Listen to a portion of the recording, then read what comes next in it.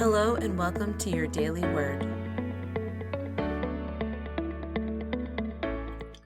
Hello and welcome back. I'm Pastor David, and today we will continue in our thought, the pursuit of wisdom. We need wisdom anytime we need to make a choice. And life is filled with a constant stream of choices every day and every minute of the day. Have you ever come to a fork in the road and wondered, should I go left or should I go right? How do you make that decision? The reality is, you ask yourself, where will this road take me? Jesus in Matthew 7:13 said, "Enter by the narrow gate, for wide is the gate and broad is the path that leads to destruction, and there are many who go in by it." The gate is the point of entrance to each of the two roads in the fork. Jesus contrasts these two paths so as to help us to understand that wisdom is needed in the choices of life if we wish to arrive at our desired ultimate destination.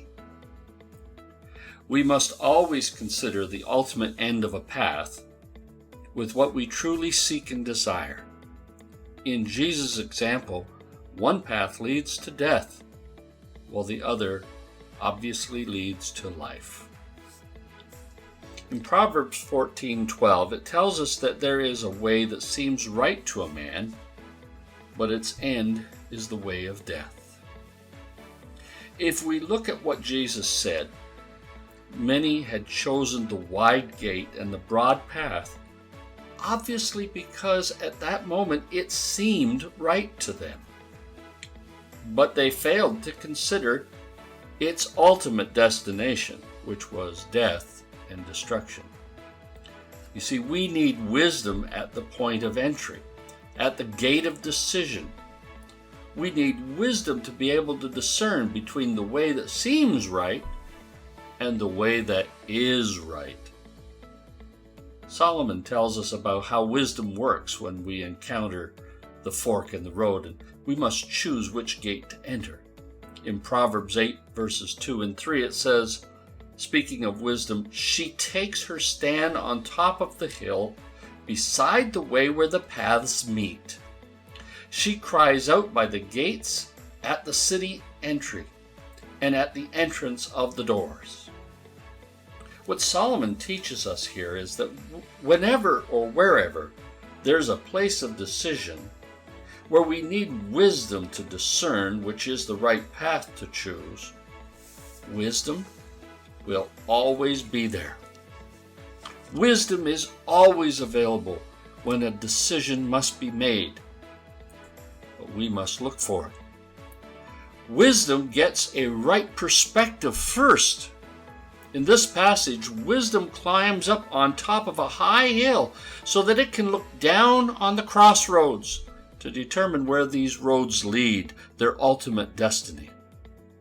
Wisdom cries out by the gates. Before you make your decision, before you start down either path, you need to be listening for wisdom to cry out to you. It is seeking that you would receive it so that you could know which is the right path, not just which one seems right to you. How can you and I see what wisdom sees? Well, I think wisdom had the right idea. It climbed up high. You and I need to have a higher perspective on things. It's not what do I see or what do I think or feel. For my perspective would be too low and too earthly.